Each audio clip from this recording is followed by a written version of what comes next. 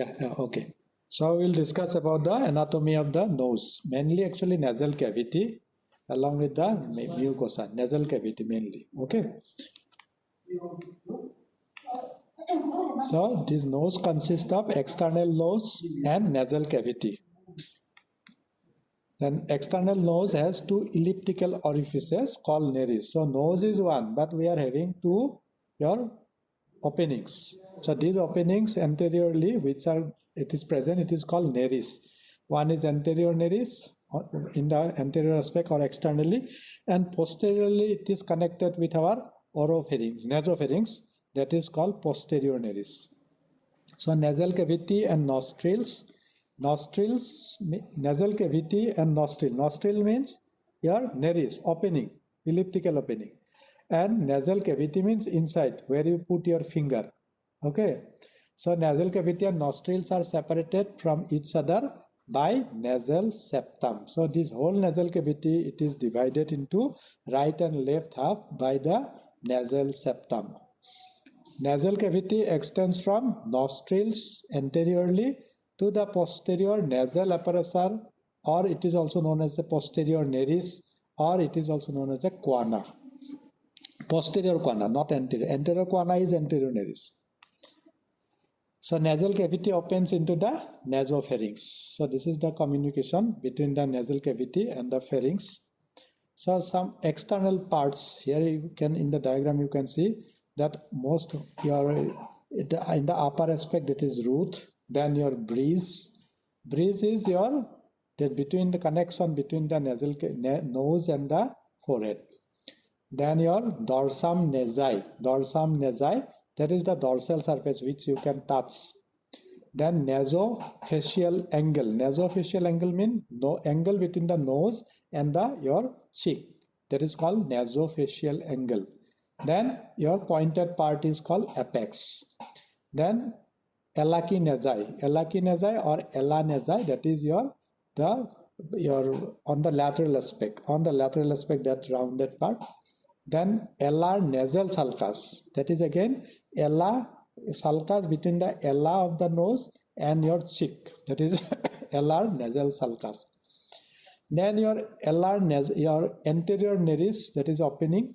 Then nasal septum, that is your middle part, and the midline, that is your nasal septum, which divides the nasal cavity into two parts. Then philtrum is the inferior, just inferior to the nose, up to the upper lip, that is our philtrum. So these are external part of our nose. Now come to the framework, bony framework, or how it is bony as well as cartilage. Your skeletal framework of the external nose. So framework of the external nose is mainly made up of bone as well as cartilage. The posterior part or upper part, that is bone, and blue part is our cartilages. So nasal bones. So upper part is your bony part and anterior aspect or lower part is our cartilages. Just bone. So first is the bone part is our nasal bone. This is the nasal bone. Then our frontal process of the maxilla part is bone is maxilla, but it is a frontal process which is coming and united with the frontal bone. That is the frontal process of our maxilla. Then nasal part of the frontal bone. So this is the frontal bone. It is united or fused with the nasal bone as well as the frontal process of maxilla. That is called nasal part of the frontal bone. Then below this framework, this bony framework, we are having the plates of hyaline cartilage. This blue part is our hyaline cartilage. And lateral aspect, that is ala of the nose, that is our fibrofatty tissue, mainly fibrofatty tissue with some amount of cartilage also. Come to the blood supply and nerve supply of the external nose. So blood supply, it is skin of the external nose is supplied by branches of ophthalmic as well as maxillary artery. Then skin of the ala means lateral aspect, that is the rounded your broad part, that is the ala, and lower part of the septum, that is nasal septum in the midline, are supplied by branches from the facial artery. Nerve supply is your infratrochlear and external nasal branches of ophthalmic division of fifth cranial nerve, that is trigeminal, as well as infraorbital branch of maxillary. One is ophthalmic division, one is maxillary division. So these two divisions are giving branches to our nose. Come to the nasal cavity. So nasal cavity, it is having a floor. Floor is there, this is the floor. Then roof, this is the roof. Then lateral wall, that is when you put your finger inside the nose, then lateral aspect, that is lateral wall. And medially we are having the medial wall or nasal septum or septal wall. Then nasal vestibule. Vestibule, what is vestibule? This is the area of the nasal cavity lying just inside the nostrils, just inside. This is your vestibule. So these vestibules are having your all the glands and all sebaceous sweat glands, and it is most susceptible for infection also. Then come to the floor. Floor of the nasal cavity. Floor of the nasal cavity is actually roof of our oral cavity or your oral cavity. Yes, oral cavity, or you can say also that is our palate. Palate is actually forming our roof, floor of the nasal cavity. So palatine process of the maxilla. Palatine process of the maxilla. Then horizontal plate of the palatine bone. Palatine, this is palatine bone, another one is maxillary bone. So horizontal plate of the palatine bone. Then roof of the nasal cavity, this roof is narrow comparatively. In comparison to the floor, roof is narrow. So it is formed by anteriorly, it is beneath the bridge of the nose, that is the bridge, yes, bridge of the nose. So it is by the nasal and frontal bone, nasal as well as frontal bone. Then in the midline by the cribriform plate, yes, in the midline, that is the cribriform plate of the ethmoid bone. Then you are located beneath the anterior cranial. So anterior cranial fossa, yes, this is the anterior cranial fossa. So it lies just beneath the anterior cranial fossa, this roof. So if you can penetrate or break the roof of the nasal cavity, then you will reach the anterior cranial fossa. So posteriorly, by the downward sloping of the body of the sphenoid, this is the downward sloping, and this is the body sphenoid bone, and this is the body or downslope of the body of the sphenoid bone. So this is our roof of the nasal cavity. So here you can see this spine. This is, let us come to the medial wall of the nasal cavity. Medial wall, it is formed by the nasal septum. Divides the nasal cavity into the right and the left half. Then it is osseous as well as cartilage. So it is formed by bone as well as cartilage. So nasal septum consists of perpendicular plate of the ethmoid bone. This is the perpendicular plate of the ethmoid bone. It is in the midline. It is the midline structure of the nose. So perpendicular plate of the ethmoid bone superiorly. Then vomer inferiorly. Vomer is inferiorly. Then your septal cartilage. This blue part is septal cartilage. This is the septal cartilage anteriorly, or you can say antero-inferiorly. One is upper part, this is a perpendicular plate of the ethmoid bone. Then antero-inferiorly, you can say septal cartilage, and postero-inferiorly, we are having the vomer. Come to the arterial supply of the nasal septum. So nasal septum, it is supplied by septal branch of anterior ethmoidal artery, which is a branch of ophthalmic artery itself. Then septal branch of posterior ethmoidal artery. It is branch of again ophthalmic. So there are two divisions of ophthalmic artery. One is anterior ethmoidal, one is posterior ethmoidal. Then septal branch of sphenopalatine. Yes. The septal branch means it is supplied to the septum, that is why septal branch, arising from sphenopalatine artery, which is direct branch from the maxillary artery. Then another septal branch of greater palatine artery, which is again branch of the maxillary artery. So there are two branches from ophthalmic artery, anterior and posterior ethmoidal. Two branches from the maxillary artery, that is sphenopalatine and the greater palatine. Then septal branch of the superior labial. Superior branch of the superior labial artery, which is a branch of the facial artery. So it is supplying to the median septum or nasal septum. Now come to the little's area. What is little's area? It is not small area. That is, it is not due to, as it is a small area, that is why it is told as a little's area. Don't write like that way if it comes as a question. So little's area is the commonest site for epistaxis. So it is clinically important. So area which is called antero-inferior, area of the nasal septum which lies antero-inferiorly, just above the vestibule. So it is highly vascular. Why it is vascular? Because all the vessels which are supplying to the nasal septum, almost out of 4 vessels are united here, making anastomosis. And that is why there is every possibility of having bleeding. And bleeding from the nose is known as the epistaxis. So following vessels are got anastomosed in this region. One is septal branch of the anterior ethmoidal, then septal branch of the sphenopalatine. In this diagram, both the anterior and posterior ethmoidal is shown, but it is not correct. Posterior is not coming, only anterior ethmoidal artery. Then your septal branch of the sphenopalatine. Then is your greater palatine, septal branch of the greater palatine artery, and superior labial artery.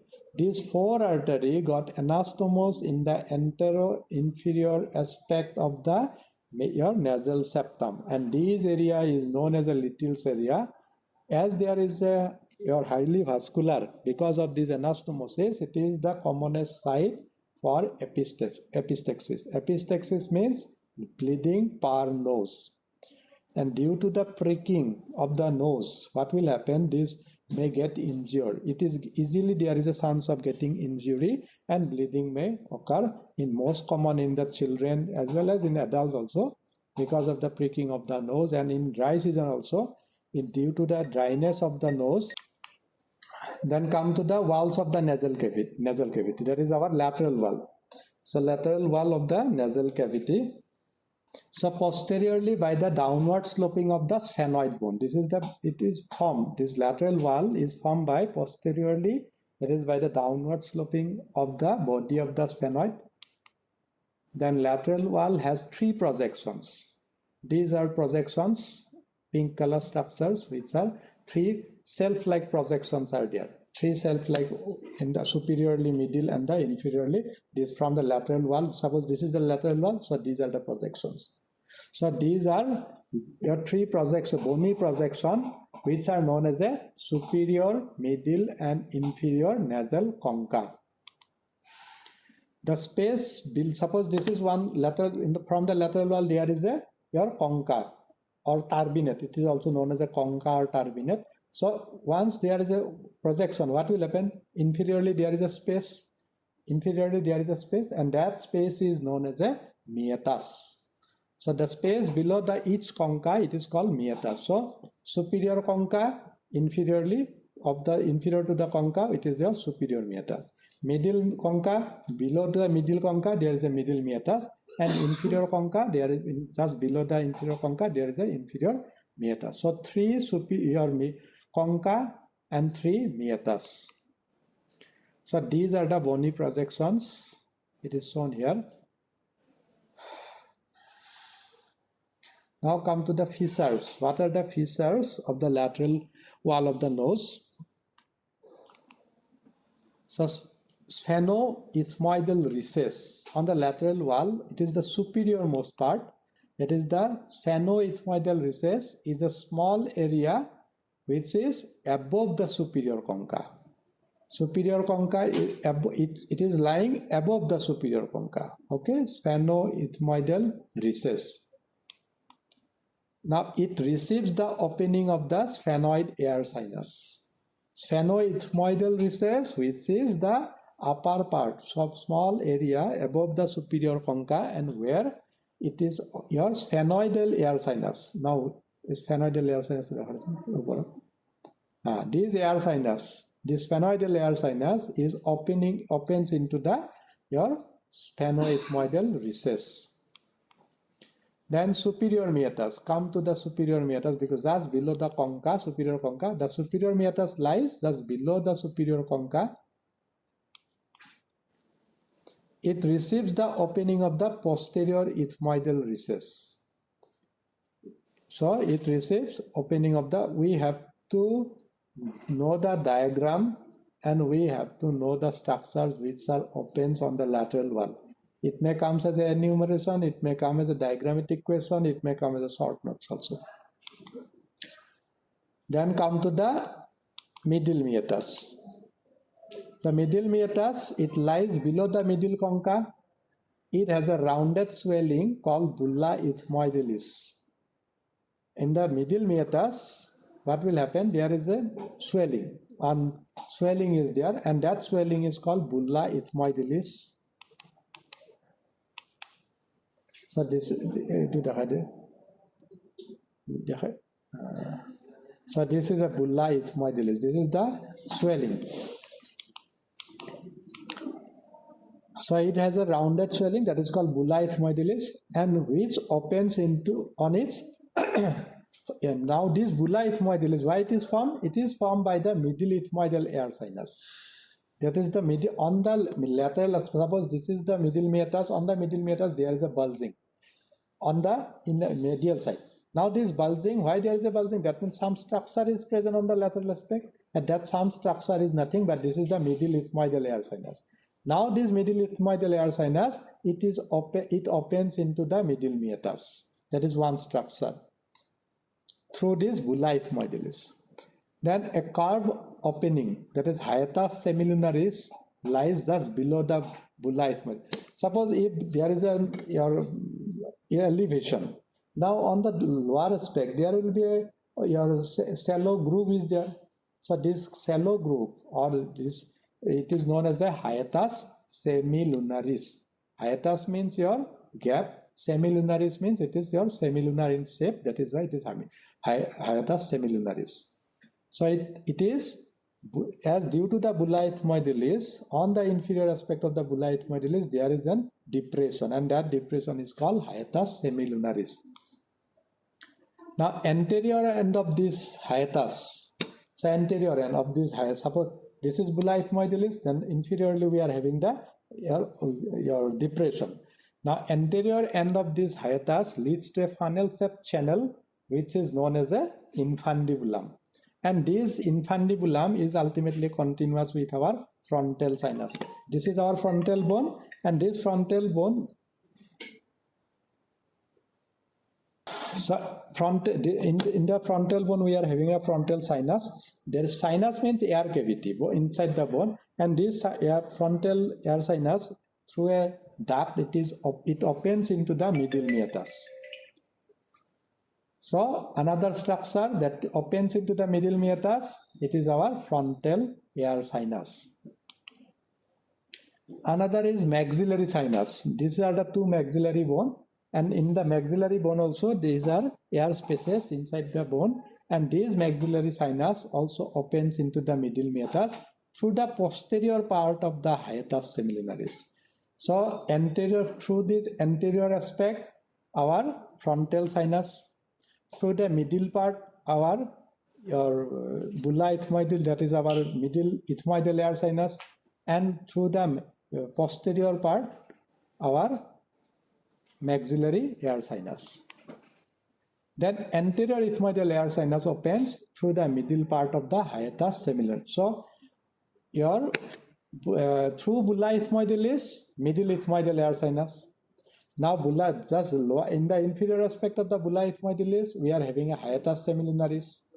Now in the hiatus semilunaris, through this anterior aspect, frontal air sinus, which is funnel shape. Then maxillary air sinus through the posterior part of the hiatus semilunaris, and middle part of the hiatus semilunaris, anterior ethmoidal, your air sinuses. So here you can see this is our middle nasal concha. This is the middle nasal concha. Then bulla ethmoidelis. Bulla ethmoidelis, this is the elevation, that is bulla ethmoidelis. Then through this bulla ethmoidelis, middle ethmoidal air sinus. Then just lower inferior aspect of the bulla ethmoidelis, this is hiatus semilunaris. Hiatus semilunaris, where our anteriorly this is funnel shape, which is connecting to the frontal air sinus, over of the frontal air sinus, which is connecting to the frontal air sinus. That is our one duct is there through which it is opens into the your anterior aspect of the hiatus semilunaris. Through posterior part of the hiatus semilunaris, maxillary air sinus, and in from the middle part our anterior ethmoidal air sinus. So these are the structures opens into the middle meatus. Come to the inferior meatus. Inferior meatus lies below the inferior concha and it receives the opening of lower end of the nasolacrimal duct, which is guarded by a fold of mucous membrane. Now, nasolacrimal canal, which is draining into the inferior meatus. Nasolacrimal, so nose and lacrimal apparatus. It is connecting the nose and the lacrimal apparatus. That is why when we cry, what will happen? Your tear is also coming out through our nose also, not only through eye, but it is also coming out through our nose. Because when there is a over lacrimation, this by means of lacrimal apparatus, this lacrimal sac is on the medial aspect. This lacrimal sac is ultimately connecting to the your nasal cavity, which opens into the middle meatus. So this fluid tear is also coming through this your lacrimal, from the lacrimal sac, it is draining into the nasal cavity. And these connections are this nasolacrimal, then your maxillary air sinus. It helps in keeping moist our nasal mucosa. Okay, and if there is any infection inside the nasal cavity, it may spread to those structures which are get connected. Come to the blood supply of the nasal cavity. So from the branches of maxillary artery, which is one of the terminal branches of external carotid artery, the most important artery is our sphenopalatine, the most important branch, which is sphenopalatine, supplying the nasal cavity. Then sphenopalatine artery anastomose with the septal branch of the superior labial branch, which is again branch of the facial artery in the region of the vestibules. On the midline also, that is our nasal septum, they are forming anastomosis, and here also it is forming anastomosis. And on the submucosa of the lateral wall as well as on the nasal septum, this is your venous plexus is there. And these venous plexus drained by the veins, which is accompanying the artery. Come to the mucous membrane of the nasal cavity. So this vestibule that is just your anterior aspect of the nostrils. This vestibule is lined by modified skin and having your hairs. Area above the superior concha, it is lined with olfactory mucous membrane. So below the superior concha, it is lined by your that is called respiratory mucosa. And above the superior concha, it is called olfactory mucosa. What is the difference between olfactory and your respiratory? In the respiratory, we are having the venous plexus, we are having your modified skin, as it is a modified skin as well as it is having hairs. But in the olfactory mucosa or mucous membrane, there is no your hair follicles. It contains nerve endings which are sensitive to the reception of the smell on the upper part, that is upper part of the concha. So if we remove that mucosa of the upper part to the superior concha, then what will happen? We will not get the smell. So upper part of the superior concha, what is the name? That is sphenoethmoidal recess. So lower part of the nasal cavity is lined with respiratory mucous membrane, where we are having the venous plexus, And this venous, due to the presence of this submucous venous plexus, what will happen when we are taking respiration, when during inspiration air, cold air is going inside the nasal cavity, it will get warmed by the blood flow. So function of the mucous membrane of the nasal cavity. So presence of warm blood in the venous plexus serves to heat up the inspired air as it enters into the respiratory system. The presence of mucus on the surface of the concha traps the foreign particle. Otherwise, what will happen? All the dust and foreign particle will go directly into the respiratory tract. But it is prevented by means of the mucus, which is present on our concha. Ultimately these particles are stick. Particles, suppose some organisms or some foreign particles, once it is go to the nasopharynx, then it will go to the oropharynx, then it will go to the your GIT. Then what will happen? It will be destroyed by gastric acid. Come to the nerve supply of the nasal cavity. So olfactory nerves from the olfactory mucous membrane. So cells, that is the sensory cells are there, and receptor cells are present in the upper part of the nasal mucosa.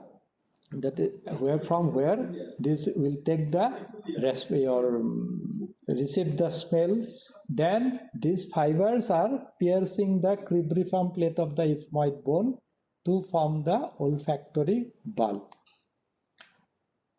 The nerve of your ordinary sensation are branches of the ophthalmic division and maxillary division of the trigeminal nerve. Olfactory is spatial sensation, and this trigeminal is responsible for general sensation. So this is the olfactory nerves. These are receptor cells. These are receptor cells. These receptor cells are piercing the cribriform plate of the ethmoid. Then they relay into the olfactory bulb. From the olfactory bulb, it will go to the olfactory tract. Then olfactory tract will divide into two. It is in the base of the brain. Then anterior ethmoidal branch, anterior ethmoidal, then posterior ethmoidal, which are branches from the trigeminal, posterior nasal branches. These are branches from the trigeminal. Lymphatic drainage of the nasal cavity.